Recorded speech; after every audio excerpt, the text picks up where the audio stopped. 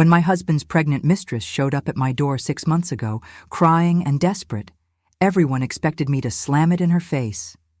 Instead, I smiled. I opened the door wider, and I said, "Come in, dear, we need to talk." She thought I was insane. My neighbors thought I'd lost my mind. My own sister called me a fool. But 3 months later, when my husband Richard stood in divorce court, broke, humiliated, and utterly destroyed, everyone finally understood. I wasn't insane. I wasn't a fool. I was patient. And patience, my friends, is the most devastating weapon in existence. My name is Margaret Wilson. I'm 62 years old. I was married for 35 years to a man I thought I knew. But I didn't know him at all. This is the story of how I turned my husband's pregnant mistress into my greatest ally. How together we took everything he had: his money, his business, his reputation, his freedom, and how I smiled through every single second of it. But before I tell you about that moment at my door, I need to take you back to where it all began. Back to when I was young, naive, and desperately in love with a man who would betray me in the worst way possible. Let me take you back to 1985. I was 22 years old, fresh out of university with a degree in accounting. I was smart, ambitious, and ready to conquer the world. That's when I met Richard Wilson. He was 25, tall, charming, confident. He worked at his father's construction company. Not just worked, he was being groomed to take it over someday. We met at a mutual friend's barbecue. He made me laugh. He listened when I talked about my dreams. He said, "You're going to be someone important, Margaret. I can tell." I fell hard, fast. We dated for 2 years.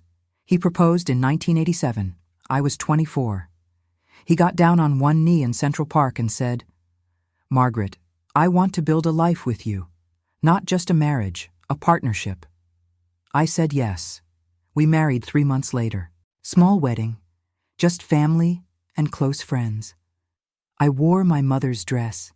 He cried when I walked down the aisle. I thought, this is it. This is my forever. For the first 15 years, we were a team. I worked as an accountant at a mid-sized firm. Richard took over his father's construction business in 1990 when his dad retired. And I helped him. Every single step. I managed the company's finances for free. I was his wife. I built the accounting systems that made the business profitable. I entertained clients at dinner parties. I sacrificed my own career advancement to support his. When the business almost went bankrupt in 1995, I saved it by restructuring the debt. By 2002, Richard's company was worth $3 million. By 2010, it was worth $5 million. And you know what Richard said to me? "Maggie, you've worked so hard. It's time for you to retire. Enjoy life. You deserve it." I was 47 years old. I thought, what a wonderful, generous husband I have. I retired. I trusted him completely. And that was my first mistake. We never had children. We tried for years. Doctors said my chances were less than 5%. It broke my heart. But Richard held me while I cried and said, "We don't need kids, Maggie. We have each other. That's more than enough." So I poured all my love, all my energy, all my devotion into him, into our marriage, into the life we were building. What a waste. For years, everything seemed perfect. We had a beautiful house, financial security, a solid marriage, or so I thought. But in 2018, when I was 55 years old, things started to change. Small things, subtle things, things that, looking back, were screaming red flags. It started small. Richard started working late. At first, it was once a week, then twice, then 3, 4 times a week. He'd come home at 9 p.m., 10 p.m., sometimes 11 p.m. Me, long day? Richard, you have no idea, this new project is killing me. But he didn't look tired. He looked energized. Then came the physical changes. He joined a gym, never cared about fitness before in 33 years of marriage. He started dressing better, new suits, expensive ties. He bought new cologne, Giorgio Armani, $150 a bottle. He got a new haircut, stylish, younger looking. He bought a BMW convertible, his midlife crisis car, he joked. I said, "Richard, this car is a bit much, don't you think?" He said, "Maggie, I'm 58 years old. I've worked my whole life. I deserve to enjoy it." But the biggest red flag was his phone. Suddenly, his phone was always face down. If it buzzed, he'd grab it quickly, check it, then put it away. If I walked into the room, he'd close whatever he was looking at. One night, I asked, "Who keeps texting you?" He said, "Just work stuff, you know how it is." Yeah, I knew how it was. Every sign, every change, he had an excuse. Working late? The business is expanding. New clothes? I need to look professional for clients. Gym membership? Doctor said I need to lose weight. Secret phone calls? Just boring work stuff, honey. And for a while, I believed him. Or maybe I just wanted to believe him. But then came the night that changed everything. December 2017. We were in bed. Richard was asleep. His phone buzzed on the nightstand. I don't know what possessed me. I'd never checked his phone before. Never. But something told me. Look, so I did. I picked up his phone, typed in his passcode, our anniversary, how ironic. Opened his messages. Top of the list. Sophia. The message said, "Missing you already. Can't wait for tomorrow night. I love you." I stared at those words for what felt like an hour. Then I scrolled up. Months of messages, hundreds of them. "I love you. You make me so happy. I can't wait to be with you. She doesn't understand me like you do." He was talking about me. I wanted to wake him up, scream at him, throw the phone at his face, but I didn't. Instead, I took a deep breath. I put the phone back exactly where it was, and I lay there in the dark, thinking, if I confronted him now, he'd lie. He'd gaslight me. He'd make me feel crazy. No, I needed proof, real proof, undeniable proof. So the next morning, I smiled at him over breakfast and said, "Have a great day, honey." And then I hired a private investigator. His name was Tom Mitchell, former police detective, now ran a private investigation firm. I found him online. 5-star reviews, discreet, expensive. I called him from my car in a parking lot. Tom. "Mrs. Wilson, what can I do for you?" Me. "I think my husband is cheating. I need proof." Tom. "How long do you think it's been going on?" Me. "I don't know. Months? Maybe longer?" Tom. "Okay, I'll need some information. Name, workplace, schedule, vehicle description, and I'll need a retainer, $3,000 up front." I transferred the money that afternoon. Tom started following Richard immediately. For 2 weeks, I heard nothing. Then Tom called. "Tom, Mrs. Wilson, we need to meet. I have something to show you." I sat across from Tom in his office, manila folder on the desk between us. Tom. "Before I show you these, I need to prepare you. This isn't going to be easy to see." Me. "Just show me." He opened the folder. Photo 1. Richard and a young woman having lunch at an expensive restaurant. They're holding hands across the table. Photo 2. The same woman, Asian, beautiful, maybe late 20s. She's laughing at something he said. Photo 3. Richard and the woman kissing in a parking lot. Photo 4. Them entering a luxury apartment building together. Photo 5. Them coming out 3 hours later. Her hair is messy. He's adjusting his tie. I stared at those photos for a long time. Tom. Her name is Sophia Chen, 25 years old. She's a secretary at your husband's company. They've been seeing each other for at least 8 months that I can confirm, possibly longer. Me. What else? Tom. What do you mean? Me. I want to know everything. Where they go, what they do, how much he spends on her. I want every detail. Can you do that? Tom. Yes, but it'll take time, and it won't be cheap. Me. I don't care about the cost. I want to know everything.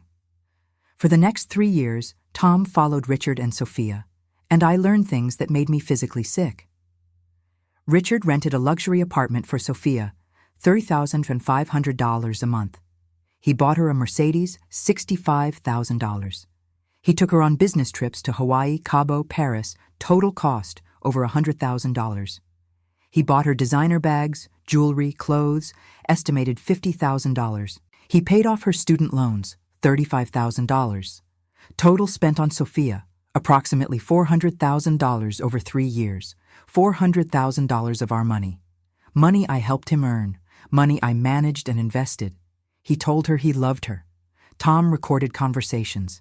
He told her I was cold and didn't understand him. Lies. He promised to leave me. More lies. He said he was just waiting for the right time. The biggest lie. Tom discovered something else. Sophia wasn't the first. Tom dug deeper. Found evidence of 4 other affairs before Sophia, Jennifer, 2015, 2016. Secretary at his company. Got pregnant. Richard paid for an abortion, $5,000, then fired her and paid her $50,000 to disappear. Lisa, 2016-2017. Client's daughter, 22 years old.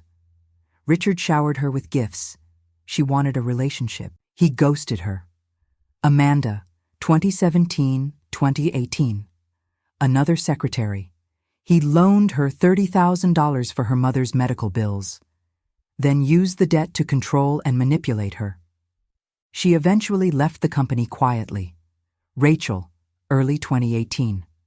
Overlapped briefly with Sophia. He dumped her when Sophia came along. 5 women, 5 affairs, over 6 years. And I had been completely blind. People ask me, Margaret, why didn't you just divorce him immediately? Why wait 3 years? Here's why. I'm an accountant. I understand numbers, assets, leverage. If I divorced him in 2018, he could have hidden assets, he could have claimed business losses, he could have dragged it out in court for years. I'd have gotten maybe 40–50% of marital assets. But if I waited, if I gathered overwhelming evidence, if I built an airtight case, I could take everything. So that's what I did. For 3 years, I documented every affair, saved every photo, recorded every conversation, legal in our state, copied every bank statement and credit card receipt, built a case so strong that no judge, no lawyer, no jury could deny it. And through it all, I smiled. I played the perfect wife. Every morning, I made his coffee. Every evening, I asked about his day. Every night, I said, I love you, and died a little inside. Christmas 2018, I bought him an expensive watch. He kissed me. I love you, Maggie. Valentine's Day 2019, he brought me roses. You're the only woman I need. Our anniversary, 2020, he took me to dinner. Best 33 years of my life. Every single word a lie. But I smiled, and I collected evidence, because I knew something Richard didn't. The bomb I was building would destroy his entire life. I just needed the perfect moment to detonate it. That moment came on December 10th, 2021, the company Christmas party. Richard's company rented out a fancy hotel ballroom, 150 people. Employees, clients, business partners, spouses, open bar, catered dinner, live band. I wore my best dress, did my hair, put on my pearls.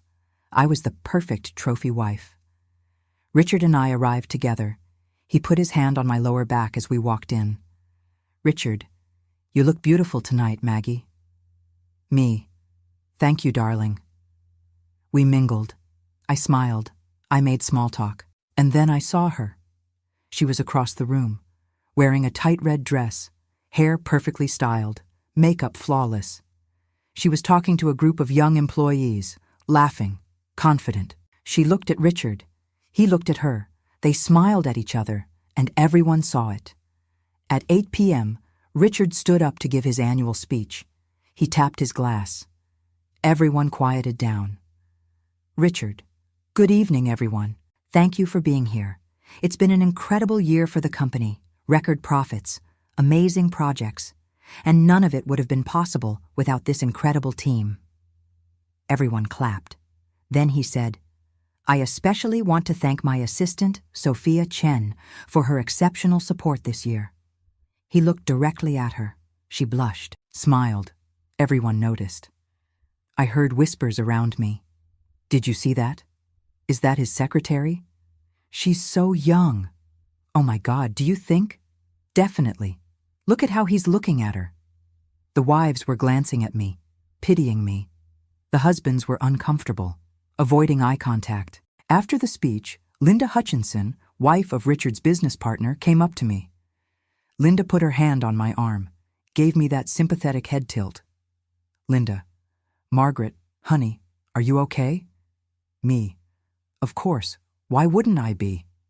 Linda, if you ever need to talk, woman to woman, I'm here. She knew, they all knew, and they pitied me. Poor, naive Margaret, the oblivious wife. I excused myself, went to the bathroom, stood in front of the mirror, and I looked at myself. Really looked. 62 years old, gray hair, wrinkles, wearing pearls and a dress trying to compete with a 25-year-old in red. And I thought, enough. No more waiting. No more playing nice. It was time. I pulled out my phone, called Tom. Me, Tom, it's time. I need you to do one final thing. Tom, what do you need? Me, find out if Sophia is pregnant. If she is, that's our opening. Tom, you think she might be? Me, call it a hunch. Tom called me 2 weeks later. Tom, Mrs. Wilson, she's pregnant, about 8 weeks along. Perfect. Tom sent me photos. Sophia going into an OB/GYN clinic, coming out with prenatal vitamins, and he sent me audio recordings of her and Richard arguing outside her apartment. Sophia, crying. Richard, I'm pregnant. Richard, angry. You need to take care of it. Sophia, take care of it? It's your baby. Richard, I can't. I have a wife, Sophia. Sophia, you said you'd leave her. You promised. Richard, I lied, okay? Jesus Christ, use your brain. You think I'm going to leave my wife for you? Sophia, you told me you loved me. Richard, I say a lot of things. Figure it out yourself. I'm done. I listened to that recording 3 times, and each time I felt 2 things: rage at Richard, pity for Sophia. After that fight, Richard cut Sophia off completely, stopped paying her rent, blocked her number, stopped going to the office, started working from home, avoided her entirely. Sophia tried everything, called him 200+ times, blocked, showed up at the office, security escorted her out, emailed him, no response, texted from different numbers, blocked immediately. Tom showed me surveillance footage of her sitting in her car outside the office building, crying. She was alone, pregnant, abandoned, desperate, just like Richard had done to Jennifer, to all of them. I watched this unfold for 6 months. Tom gave me daily updates. Sophia's family cut her off. Traditional conservative family, unmarried pregnancy, sorry, shame. She got evicted from the luxury apartment Richard had rented, stopped paying. She moved into a cheap studio. She was barely scraping by. And through it all, Richard acted like nothing happened. He'd come home, kiss me on the cheek. How was your day, Maggie? And I'd smile and say, lovely, dear. June 15th, 2022. I was home alone. Richard was at the actual office for once. 2:30 p.m. Doorbell rang. I looked through the peephole. Sophia, 7 months pregnant, crying, mascara running down her face, desperate. This was it. This was my moment. I opened the door. Sophia looked up, saw me, froze. Sophia, panicking. Oh my God, Mrs. Wilson, I'm so sorry. I was looking for Richard. I didn't know. I'll go. She turned to leave. Me. Sophia, wait.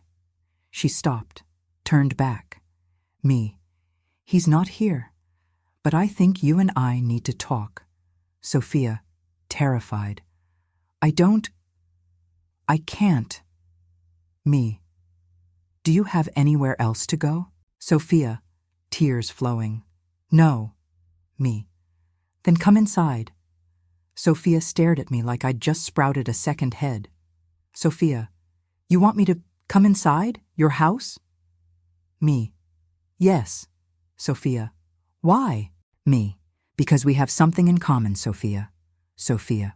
What? Me, smiling coldly. We both hate Richard Wilson. I stepped aside, held the door open. Sophia hesitated, but she was desperate. She had nowhere else to go. So she came inside. I sat her down on my couch, made her a cup of herbal tea, caffeine-free for the pregnancy. She sat there, hands shaking, holding the cup. Sophia. Mrs. Wilson, I don't understand. Why are you being nice to me? Me. Oh, I'm not being nice, dear. I'm being strategic. Sophia. What? Me. Tell me something, Sophia. Did Richard ever mention other women before you? Sophia, confused. What? No. He said I was the only one. He said you didn't understand him, that the marriage was dead. Me. He lied. I pulled out a folder from my coffee table drawer. The folder Tom had given me years ago. I handed it to Sophia. Me. Open it. Sophia opened the folder with trembling hands. Inside, photos, bank statements, timelines, photos of Richard with Jennifer, with Lisa, with Amanda, with Rachel, bank statements showing payments to all of them. Sophia. Who are these women? Me. Your predecessors. You're number 5, Sophia. Sophia, shaking her head. No, that's not. He told me I was special. He said he loved me. Me. He told all of them that. I walked her through each woman. Jennifer, 2015-2016. Secretary. Got pregnant. Richard paid for an abortion, then fired her and paid her $50,000 to disappear. Lisa, 2016-2017. Client's daughter, 22 years old. Richard love-bombed her for 6 months, then ghosted her when she got too attached. Amanda, 2017-2018. Another secretary. Richard loaned her $30,000 for her mother's cancer treatment, then used the debt to manipulate and control her sexually. Rachel, early 2018. Overlapped with you briefly. He dumped her the moment he met you. Sophia was crying, shaking her head. Sophia. I'm so stupid. Me. No, you're not stupid. You're 28 years old. He's 61. He had all the power. He knew exactly what he was doing. Sophia looked at me, with tears streaming down her face. Sophia. Why are you showing me this? Why are you helping me? Me. Because I'm angry, and anger needs a direction. Sophia. I don't understand. Me. Sophia, my husband has been stealing from our joint accounts to fund his affairs. He spent over $400,000 on you and the others. That's my money. Money I earned, money I saved. Sophia, horrified. Oh my God. Me. So here's what's going to happen. You and I are going to work together, and we're going to take everything from him. Sophia, scared. I can't. He'll destroy me. He has lawyers. He has money. Me. So do I. Better lawyers. More money. And something he doesn't have. Evidence. I pulled out another folder. Much thicker. Me. 3 years of surveillance, photos, bank statements, recorded conversations, witness testimony, text messages, emails, everything. Sophia stared at the folder. Me. With your testimony and this evidence, we can destroy him in court, take his money, his business, his reputation, everything. Sophia. But what about me? The baby? I don't have money for a lawyer. I don't have anything. Me. You'll move into my guest house. Free rent. I'll pay for all your medical expenses, prenatal care, delivery, everything. Sophia. Why? Why would you do that? Me. Because you're carrying evidence. A living, breathing DNA sample that will prove Richard's infidelity beyond any doubt. Sophia. You want me to keep the baby? Me. That's your choice. But if you do, Richard will owe child support for 18 years, and I'll make sure he pays every penny." Sophia sat there for a long time. Finally, she said, "What do I have to do?" Me. "First, you don't disappear. You stay visible, you stay problematic." Sophia. "He blocked me. He won't talk to me." Me. "Good. That shows abandonment. Judges hate that." I pulled out a legal pad. Started writing. Me. "Second, you keep records. Every attempt to contact him, every blocked call, every ignored email, document everything." Sophia. "Okay." Me. "Third, when the baby is born, we do a paternity test immediately. Court-ordered, official, undeniable." Sophia. "He'll refuse." Me. "He can't. Court will force him." Me. "Here's the timeline. 1. June, August 2022. You stay here. We prepare. We document. 2. August 2022. Baby is born. We get DNA test. 3. September 2022. I file for divorce with evidence of adultery, financial fraud, and abandonment. 4. October 2022. You file paternity suit and child support claim. 5 November 2022. We destroy him in court. Sophia looked at me with wide eyes. Sophia. "You've thought this all through." Me. "For 3 years." Sophia. "You knew about me that whole time." Me. "Yes." Sophia. "Why didn't you stop it?" Me. "Because I needed him to think he was winning. I needed him to feel safe, so when I struck, it would destroy him completely." Sophia whispered, "You're terrifying." Me. "No, dear, I'm patient. There's a difference." Sophia thought for another moment. Then she said, "Okay, let's destroy him." Sophia moved into my guest house the next day. Richard had no idea. It was surreal. My husband's pregnant mistress living in my backyard. But you know what?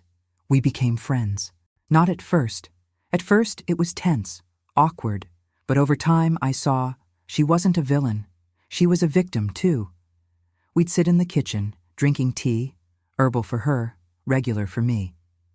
Sophia told me everything, how Richard pursued her aggressively at work, how he said I was cold and didn't understand him, how he promised to divorce me soon, how he love-bombed her with gifts and attention, how he made her feel special, chosen, loved, and then how he abandoned her the moment she became inconvenient.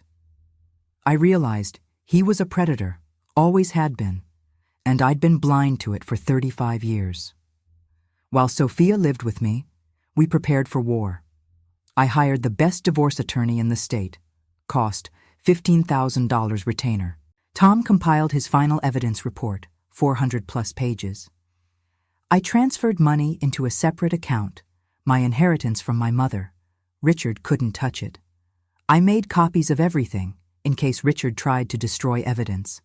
I paid for Sophia's prenatal care, regular OB appointments, ultrasounds, everything documented. Sophia went to therapy. I paid. I went to therapy too, processing 35 years of lies. We supported each other. Meanwhile, Richard came home every night, oblivious. He'd kiss me on the cheek. "How was your day, Maggie?" I'd smile.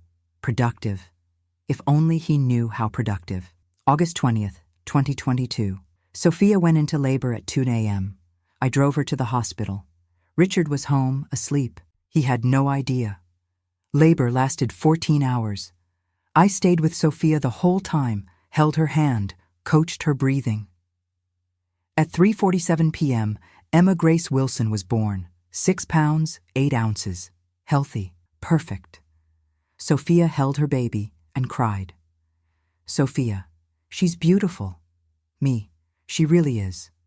Sophia looked at me. Thank you for everything. I couldn't have done this without you. Me, we're not done yet, dear. This is just the beginning. I'd arranged everything in advance. A DNA lab technician came to the hospital that afternoon, took a sample from baby Emma. I'd already provided Richard's DNA from his toothbrush at home. Yes, I planned ahead. Results came back 72 hours later, 99.9% match. Richard Wilson was the father, perfect, September 15th, 2022. Everything was ready. Divorce papers, drafted and ready to file. Evidence folders, 400+ pages compiled by Tom. DNA results, confirmed and certified. Paternity suit, drafted and ready to file. Financial forensics, all accounts traced. Witness list, prepared. Tom, Sophia, the other women agreed to testify. But I didn't tell Richard yet. I wanted one more thing. September 15th, 2022. Our 35th wedding anniversary. I made his favorite meal, ribeye steak, garlic mashed potatoes, roasted asparagus, apple pie for dessert, candles on the table, nice wine. Richard came home, saw the setup, smiled. Richard: Maggie, this is wonderful. You didn't have to do all this. Me: 35 years, of course I did. We sat down. We ate. We talked about memories. He told stories about our early years, laughed about our first apartment, reminisced about vacations we'd taken. Richard: You know, Maggie, you're the best thing that ever happened to me. Me, smiling: Am I? Richard: Absolutely. I don't know what I'd do without you. Me: Well, you're about to find out. Richard: What? Me: Nothing, dear. Just a joke. More wine? He had no idea that in 72 hours his entire life would implode. September 18th, 2022, 7 a.m. Richard left for work, kissed me goodbye like always. Richard: Love you, Maggie. Me: Love you too, dear. He left. I waited until I heard his car pull out of the driveway. Then I picked up my phone. Me: Tom, it's time. Send the process server. 7:30 a.m. Richard arrived at his office, got his coffee, sat down at his desk. At 7:45 a.m., a process server walked in. Server: Richard Wilson. Richard: Yes? Server: You've been served, and handed him a stack of documents. What Richard received: divorce petition, citing adultery, financial fraud, abandonment, restraining order, barring him from joint accounts, subpoena for all financial records, paternity suit from Sophia Chen with DNA results attached, child support claim, demanding $3,000 month, evidence summary, 400 pages, photos, bank statements, everything. IRS notification, investigation into potential tax fraud.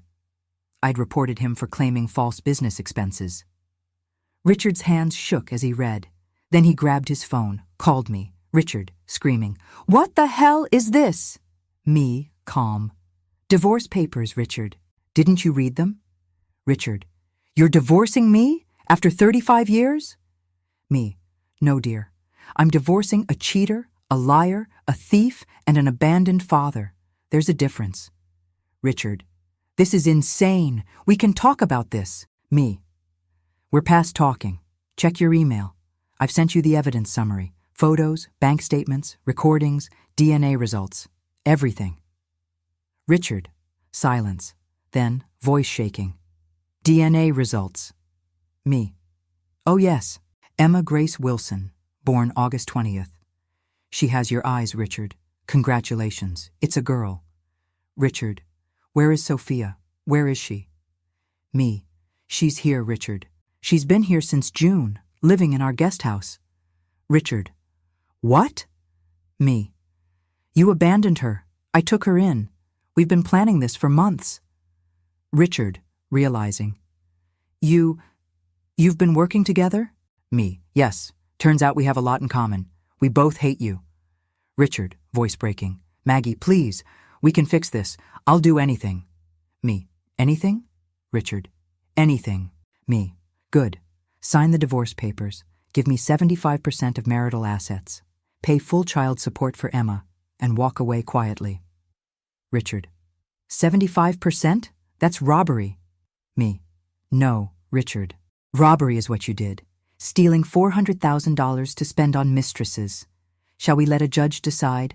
I'm sure the IRS investigation will help your case. Richard, defeated: You've thought of everything. Me: I had 3 years, Richard. What did you think I was doing? Baking cookies? Richard: Fine, I'll sign. Me: Smart choice. My lawyer will send the papers this afternoon. You have 48 hours. Richard: and if I don't? Me: then I release everything to the media. Photos, recordings, all 5 affairs. Your clients will leave. Your partners will force you out. You'll be ruined. Richard, quietly: you've already won, haven't you? Me: yes, Richard, I have. I hung up, but I wasn't done. Because Richard still had one thing I wanted to take: his reputation. I called every single business partner he had, every client, every mutual friend, and I sent them the evidence folders, photos of Richard with all 5 women, bank statements showing he'd embezzled company funds for personal affairs, recordings of him promising to take care of Sophia's pregnancy, DNA results proving he'd abandoned his own child. Everything. Within 2 weeks, his partners demanded he sell his shares and resign. Clients canceled contracts, bad optics. Employees started quitting. Company stock dropped 40%. Mutual friends stopped calling him. His golf club quietly asked him to leave. Invitations stopped coming. He became a pariah. He signed the divorce papers. He agreed to 75% asset split. He agreed to $3,000-month child support. He had no choice. But I wanted one final moment. October 15th, 2022. I threw a party, a freedom party. Invited 50 people, friends, family, neighbors, everyone who'd witnessed my perfect marriage. I stood in front of everyone and said, "Thank you all for coming. I want to address something. Yes, Richard and I are divorcing. Yes, he cheated. But that's not why you're here. You're here because I want you to know I'm not a victim. I never was.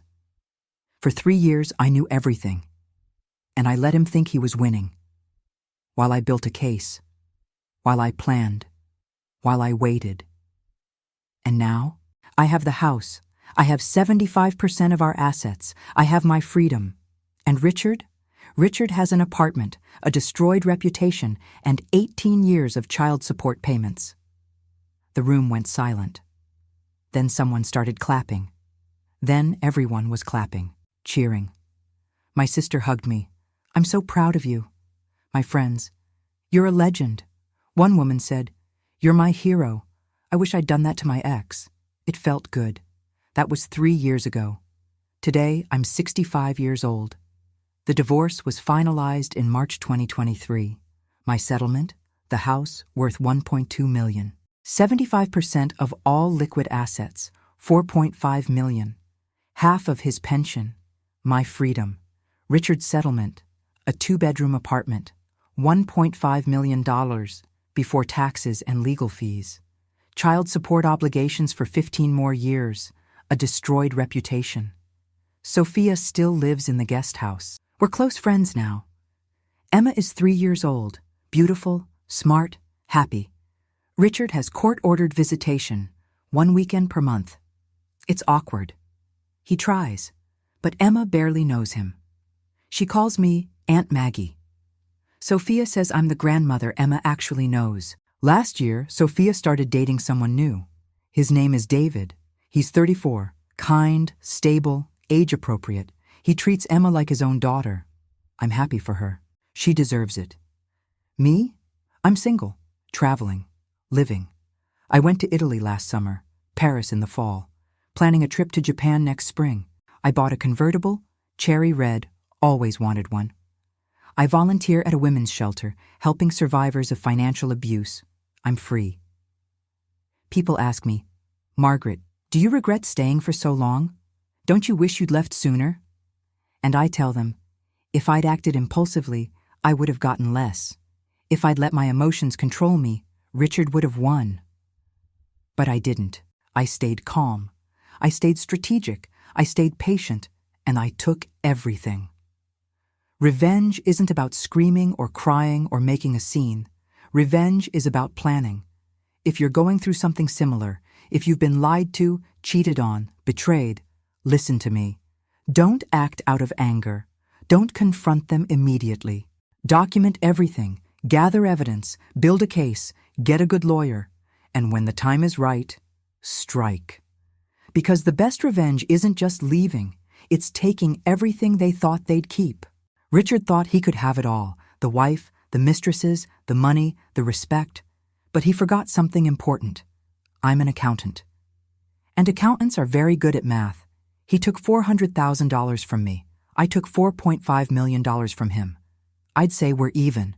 Actually, no. I'd say I won. This story is based on real events. Names and details have been changed. Margaret is now 65 and living her best life traveling the world.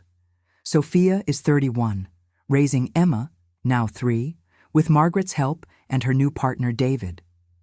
Richard is 68, living in a small apartment and paying child support. Some people say Margaret was cruel for waiting so long. But she wasn't cruel. She was strategic. And sometimes, that's what it takes to win. The lesson? Document everything. Get evidence. Be patient. And when you strike, make it count.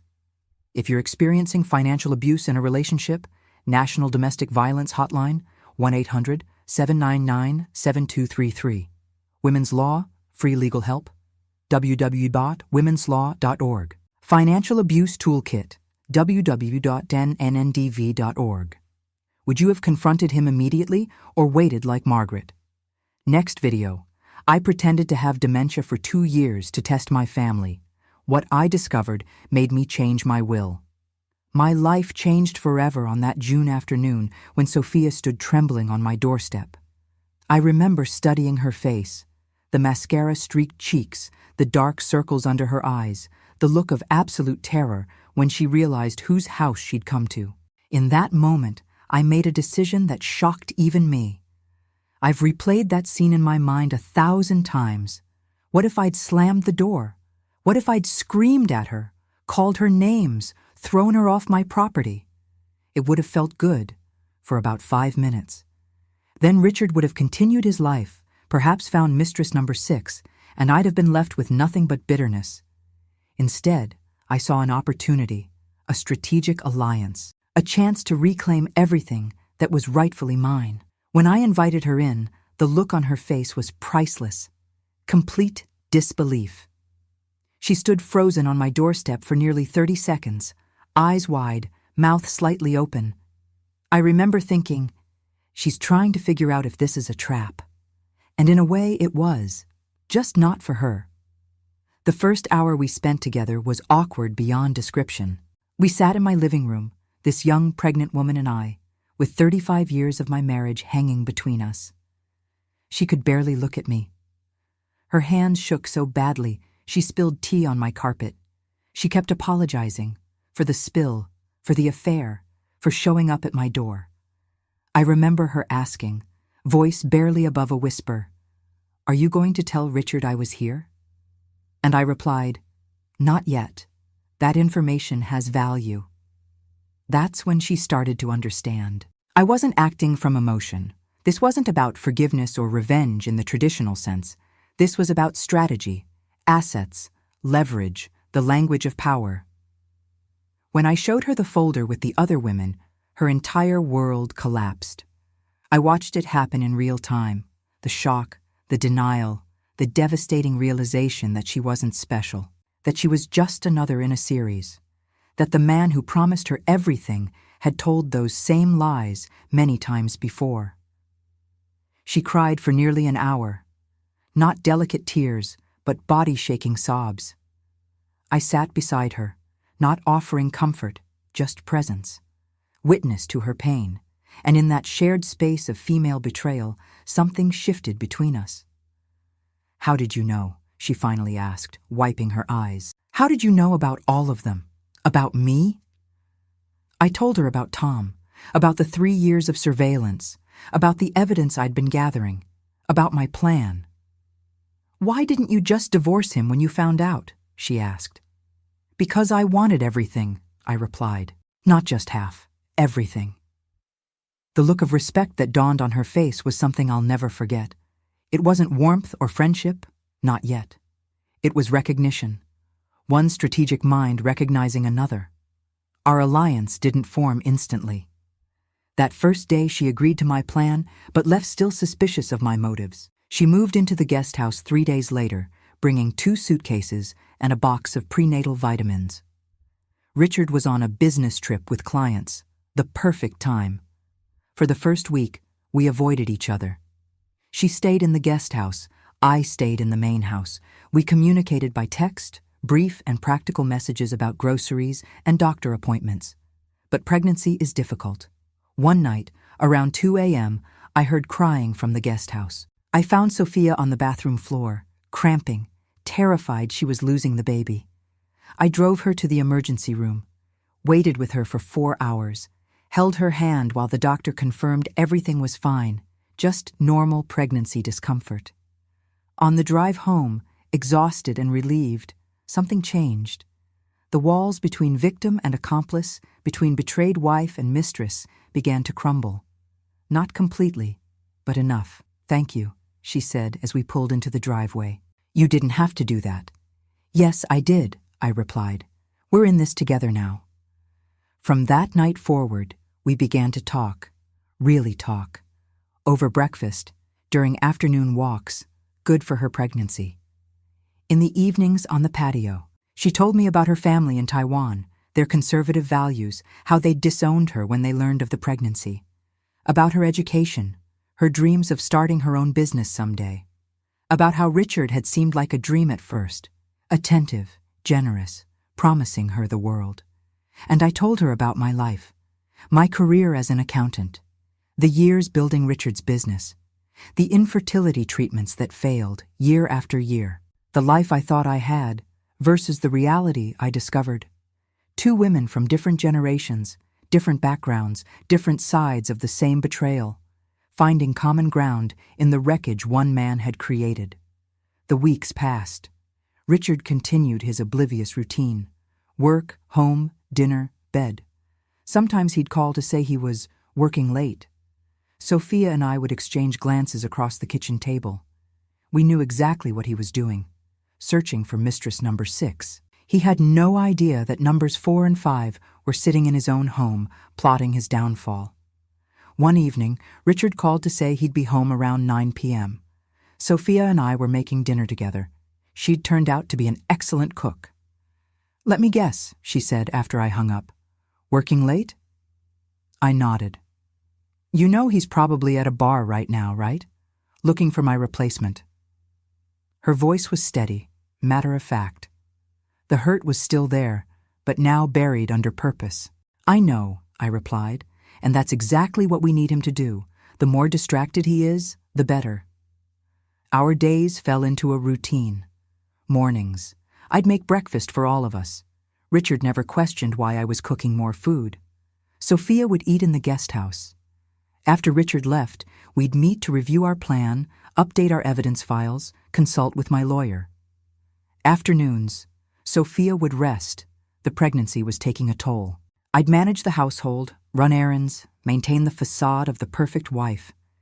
We'd document every dollar Richard spent, every call he made, every lie he told. Evenings. If Richard was home, I'd play my role. If he wasn't, Sophia and I would have dinner together. We'd talk, plan, sometimes even laugh. It was during those evening conversations that our alliance deepened into something unexpected: friendship. One night, Sophia asked the question that had clearly been bothering her for weeks. "Margaret, why don't you hate me? I slept with your husband. I wanted him to leave you. I thought I loved him." I considered this carefully. For a long time, I did hate you. Or rather, I hated the idea of you. The faceless woman who was taking my husband. But then I saw the photos. I heard the recordings. I realized something important. What? We were both victims.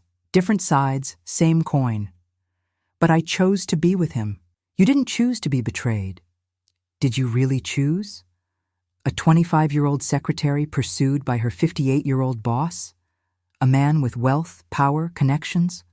A man who'd perfected his predatory pattern over years? Did you really have a fair choice? She was silent for a long time. I still feel responsible. Take responsibility for your choices, but don't take responsibility for his. He was the married one. He made vows to me. He broke them. 5 times. Another evening, deeper into her pregnancy, Sophia confessed another fear. What if I'm a terrible mother? What if I can't do this? I reached across the table, took her hand. You won't be alone. I'll help you. Why? She asked again, a question she returned to often. Why are you doing all this? At first it was strategic. You were evidence, leverage, but now... I paused, surprised by my own feelings. Now, I want to help you because you deserve better. Both of you do. I nodded toward her growing belly. July turned to August. Sophia entered her 8th month. The nursery in the guest house was prepared. Crib, changing table, rocking chair. Everything white and mint green. She didn't want to know the baby's gender. Richard remained completely unaware.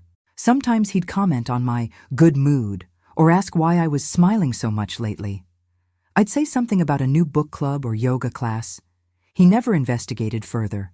His self-absorption was our greatest ally. 2 weeks before her due date, Sophia and I finalized our timeline. DNA test immediately after birth.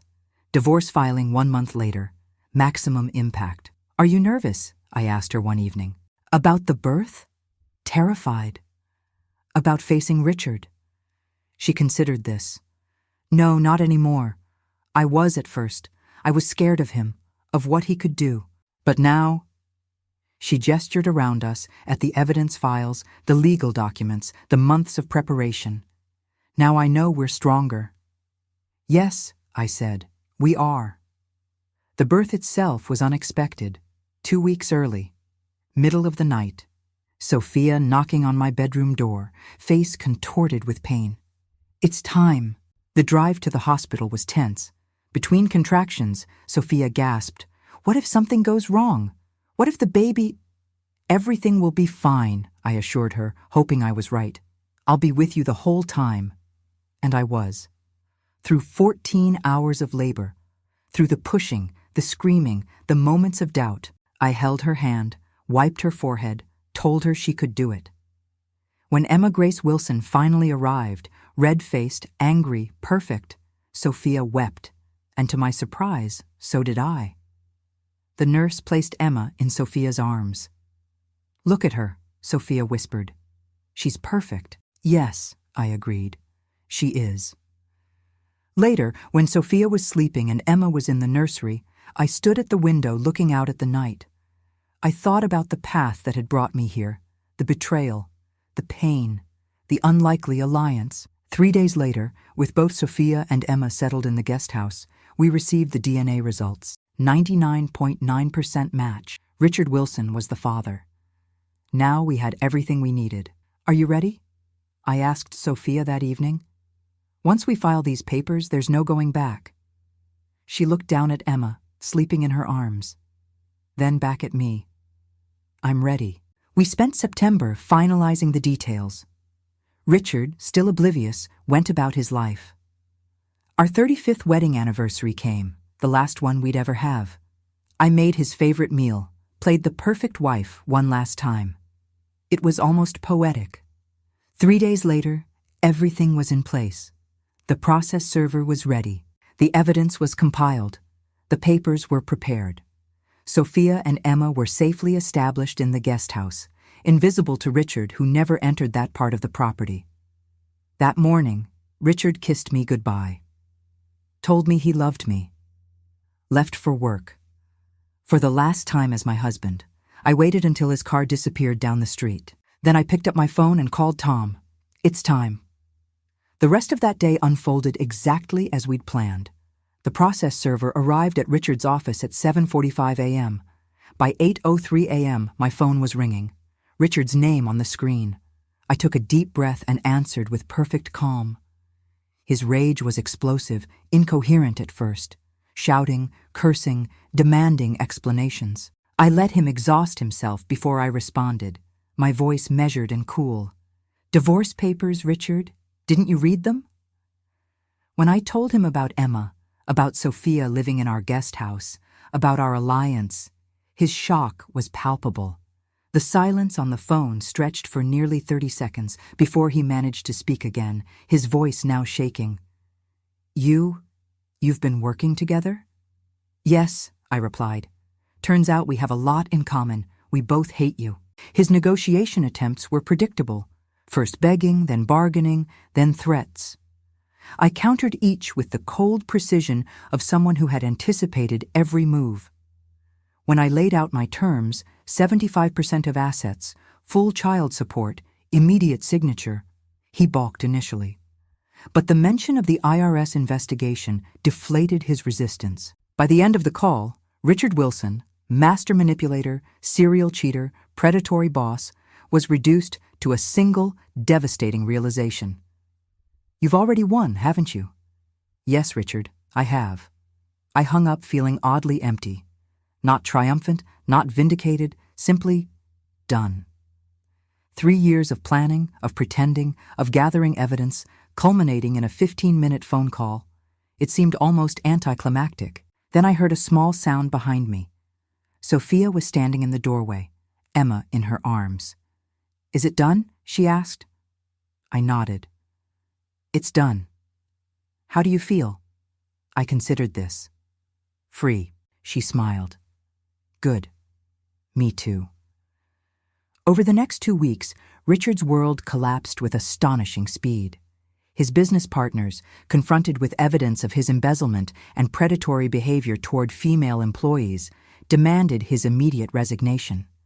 Clients, shocked by the revelations, canceled contracts. His personal reputation, carefully cultivated over decades, disintegrated. Through it all, Richard made only one attempt to see Sophia and Emma. He came to the house unannounced, demanding to see his child. I stood in the doorway, blocking his path. She's not your child, Richard. You made that clear when you told Sophia to take care of it. She's Sophia's child. You're just the DNA donor and the check writer. I have rights, he insisted. You have court-ordered visitation rights that will begin once all papers are signed. Until then, you have nothing. He left, defeated again. The divorce proceedings moved with unprecedented speed, thanks to Richard's reluctance to fight the overwhelming evidence against him. By October, it was settled. I received the house, 75% of all assets, half his pension. Richard received what remained, a fraction of the empire he'd built, much of it on my unpaid labor. The Freedom Party was my idea, a declaration, not just to Richard, but to the community that had witnessed our marriage for 3 decades. I wanted everyone to know. I wasn't a victim. I was a strategist. 50 guests arrived, curious and supportive. When I stood to speak, the room fell silent. I want you to know, I'm not a victim. I never was. For 3 years, I knew everything. And I let him think he was winning, while I built a case, while I planned, while I waited. And now? I have the house. I have 75% of our assets. I have my freedom. And Richard? Richard has an apartment, a destroyed reputation, and 18 years of child support payments. The applause was startling in its enthusiasm. Later, women approached me privately, sharing their own stories of betrayal, of settlements that left them struggling, of regrets about not fighting harder. I realized my story had touched something deep and universal, the desire for justice in a system often stacked against women, especially those who've invested decades in marriages and families. That night, after the guests left, Sophia and I sat on the patio with glasses of wine, her first since before pregnancy. What happens now? She asked. Now we live, I said simply. The next 3 years unfolded in ways I couldn't have predicted. Sophia and Emma remained in the guest house, but our relationship evolved. What began as an alliance of convenience transformed into family of choice. I became Aunt Maggie to Emma, a role I cherished more than I could have imagined. Watching Emma grow, her first smile, first steps, first words, filled a space in my heart I thought had calcified decades ago after the failed fertility treatments. Not as a mother, but as something equally meaningful. A mentor, a guardian, a constant presence. Richard's court-ordered monthly visitations were awkward affairs. He tried, in his way, to connect with Emma, brought expensive toys, took staged photos. But a weekend each month cannot build a genuine relationship, especially with a man who fundamentally doesn't understand connection beyond possession. Meanwhile, I rediscovered myself, traveled to places I'd always wanted to see but had postponed for Richard's convenience. Started volunteering at a women's shelter, using my accounting skills to help other women untangle financial abuse. Bought the red convertible I'd always wanted, but Richard had dismissed as impractical and attention-seeking. Sophia blossomed too, enrolled in business courses, started dating again, cautiously at first, then with growing confidence. When she met David, kind, age-appropriate, genuinely good, I felt a protective satisfaction. She deserved this second chance. The three of us, 4, including Emma, created something unexpected from the ashes of betrayal. A chosen family, built on honesty, mutual support, and the shared experience of reclaiming our lives from a man who thought he owned us. People often ask if I regret not leaving Richard sooner. The answer is always no. Timing was everything. Patience was everything. If I'd acted impulsively, I would have gotten less. If I'd let my emotions control me, Richard would have won. But I didn't. I stayed calm. I stayed strategic. I stayed patient. And I took everything. Revenge isn't about screaming or crying or making a scene. Revenge is about planning. If you're going through something similar, if you've been lied to, cheated on, betrayed, listen to me. Don't act out of anger. Don't confront them immediately. Document everything, gather evidence, build a case, get a good lawyer, and when the time is right, strike. Because the best revenge isn't just leaving, it's taking everything they thought they'd keep. That's the lesson I share with the women at the shelter where I volunteer. Women whose husbands controlled the bank accounts, put assets in family members' names, threatened to leave them penniless. I teach them financial literacy, how to trace hidden assets, how to document patterns of control, how to build a case. Many ask if my story is unusual. It isn't. The details may differ, but the pattern is remarkably consistent. Men who use money as control, who build empires on their wives' uncompensated labor, who expect loyalty while offering none, who believe they're entitled to everything: the stable marriage, the exciting affairs, the family reputation, the business success. What's unusual isn't Richard's behavior. It's that I had the resources, the knowledge, and the patience to fight back effectively. Not everyone does. That's why I volunteer, to share what I've learned, to help other women reclaim what's rightfully theirs.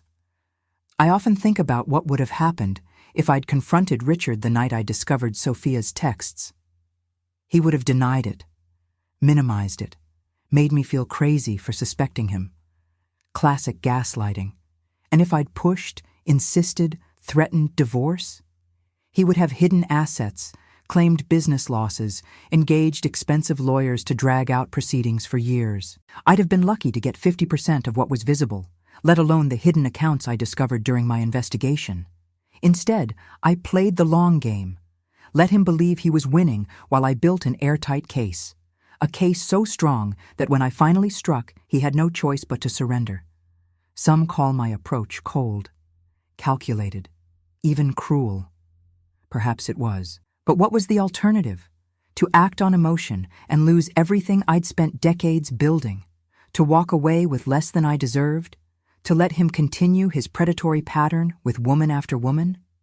No. I chose strategy over emotion, patience over impulse, and I won.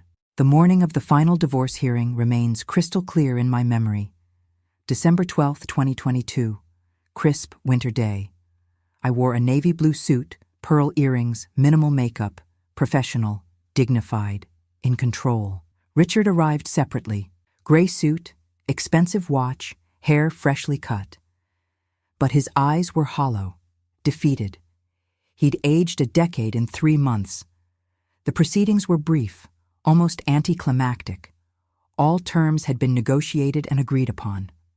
The judge reviewed the settlement, asked if we understood and accepted the terms. 2 signatures. 35 years of marriage, dissolved in 20 minutes. As we left the courtroom, Richard attempted one last conversation. "Maggie," he said, voice low, "did you ever love me at all?" I looked at him, really looked at him, for the first time without pretense or strategy. And I told him the truth. I loved the man I thought you were. That man never existed. I walked away without looking back. Outside the courthouse, Sophia waited with Emma in the car. 3 months old, sleeping peacefully in her car seat, oblivious to the drama surrounding her existence. Sophia looked at me questioningly as I got in. "It's done," I said, legally, finally. She reached over, squeezed my hand. "How do you feel?" I considered this carefully. Lighter, like I've set down something heavy I've been carrying for years. We drove home, my home, legally and solely mine now, in comfortable silence. That evening, we opened a bottle of champagne. A small celebration, just the two of us. 2 women who'd started as adversaries and ended as allies, as family. "To freedom," I toasted. "To karma," Sophia added with a smile. The financial settlement was exactly as negotiated. The house, 75% of liquid assets, half the pension.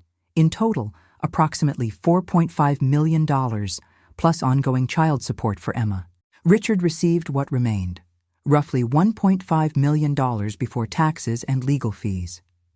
He moved into a 2-bedroom apartment across town, took a consulting position with a former competitor at a fraction of his previous salary. His professional reputation was in tatters, his social circle decimated. The man who had everything now had almost nothing. Was it fair? Perhaps not. Was it justice? Absolutely. The first year after the divorce was one of adjustment, learning to live without the performance of a marriage, waking up each morning without the weight of deception, both his and mine, rebuilding my identity not as Mrs. Richard Wilson, but simply as Margaret. Sophia and Emma remained in the guest house, now legally their home for as long as they wanted it. We fell into a comfortable routine, morning coffee together while Emma played, weekend brunches, holiday celebrations, movie nights. For Emma's first birthday, we threw a small party. Richard attended. His court-ordered visitation happened to fall that weekend. He brought an extravagant gift, a designer outfit Emma would outgrow in months. Tried too hard to be the doting father, taking staged photos for social media. Watching him perform fatherhood, I felt nothing but pity. He still didn't understand that relationships aren't possessions to be claimed or discarded at convenience. That trust, once broken, isn't easily repaired. That actions have consequences. Emma, predictably, cried when he tried to hold her. She barely knew this strange man who appeared one weekend a month, who smiled too widely and spoke too loudly. She reached for Sophia, for security, for the mother who was constant and present. Later, after Richard left, Sophia found me in the kitchen. "Do you ever wonder if we did the right thing?" she asked. "For Emma, I mean, keeping her from having a full-time father?" I considered this carefully. Richard chose not to be a father when he told you to take care of it.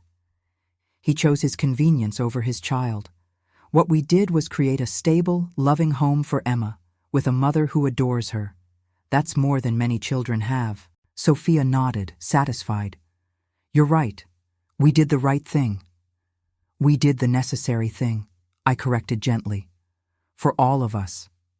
The second year after the divorce brought unexpected developments. Sophia, with my encouragement, enrolled in business school. She'd always wanted to start her own interior design business, and now, with financial support and stable housing, she could pursue that dream. I watched her transform from a wounded victim to a confident entrepreneur. She completed coursework during Emma's naps, built a portfolio in the evenings, networked on weekends. By Emma's second birthday, Sophia had secured her first clients. Small projects at first, a living room redesign, a nursery for expectant parents. But her talent was undeniable. Her Asian-influenced minimalist aesthetic found a market among young professionals in our area. Within 6 months, She had a waiting list. Meanwhile, Richard's life continued its downward trajectory. The consulting position ended after a year. Mutual decision, according to the press release. But Tom's sources confirmed he'd been asked to leave after inappropriate behavior with a female colleague. Old patterns die hard. His monthly visitations with Emma remained awkward, perfunctory.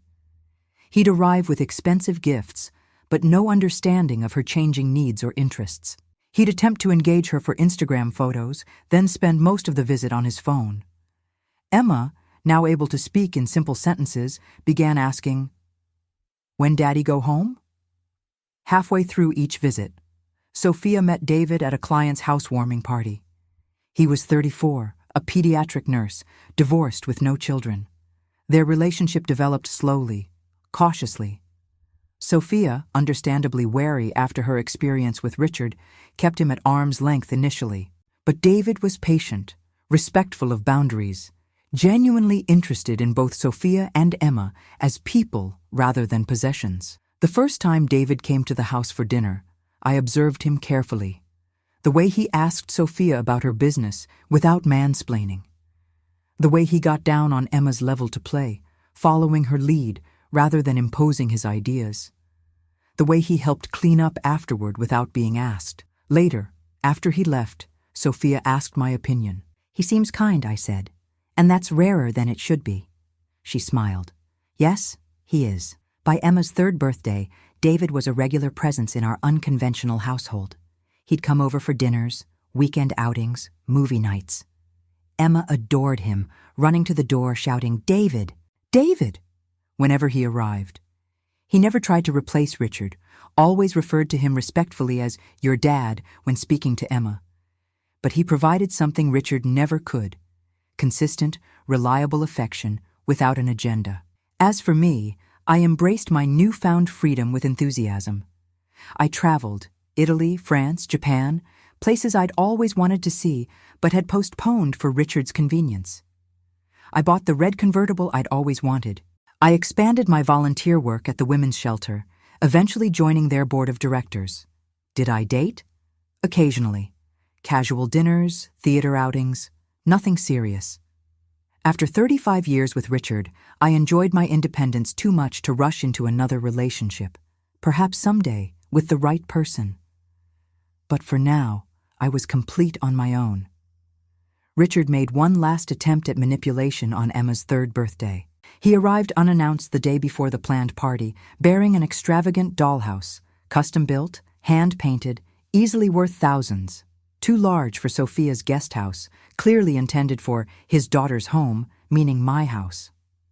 "I thought we could set it up in the living room," he suggested, all innocence. For Emma. I recognized the strategy immediately. A physical presence in my home, a reason to visit outside his scheduled weekends, a way to reassert himself in our lives. "How thoughtful," I replied coolly. "Unfortunately, there's no space for it here. But perhaps it would fit in your apartment? For when Emma visits you?" His face fell, then hardened. "Still playing games, Maggie?" "No games, Richard. Just boundaries." He left with the dollhouse. Later that week, Tom reported Richard had listed it for sale online. Emma's actual birthday party was perfect without Richard's interference. Small, intimate, filled with genuine affection. Sophia, David, me, a few of Emma's little friends from playgroup, homemade cake, simple presents, real smiles, not posed for social media. Emma, surrounded by people who truly loved her, who showed up consistently, who prioritized her needs above their own agendas. Watching her blow out her candles, I felt a profound gratitude. Not for Richard's betrayal, I would never be grateful for that pain, but for the unexpected family that had emerged from its ashes. For Sophia's friendship, for Emma's presence in my life, for the authentic connections that had replaced the performative marriage I'd endured for so long. Later that evening, after the guests had left and Emma was in bed, Sophia, David, and I sat on the patio with glasses of wine. The conversation turned, as it occasionally did, to the journey that had brought us here. "I still can't believe you invited me in that day," Sophia said. "I was so sure you were going to kill me." I laughed. I considered it. For about 3 seconds. What changed your mind? I realized we were both victims of the same man. Different sides, same coin. David, who knew our full story, shook his head in admiration.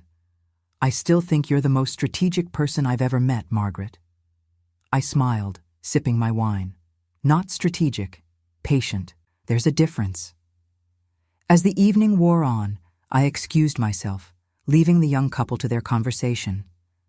Walking through my house, truly mine now, in every sense, I felt a profound contentment. Not triumph over Richard, not even vindication, simply peace. The peace of a life reclaimed, rebuilt, and now enjoyed on my own terms. Richard took $400,000 from me over the years of his affairs. I took $4.5 million from him in the divorce. Some might call that excessive. I call it mathematics.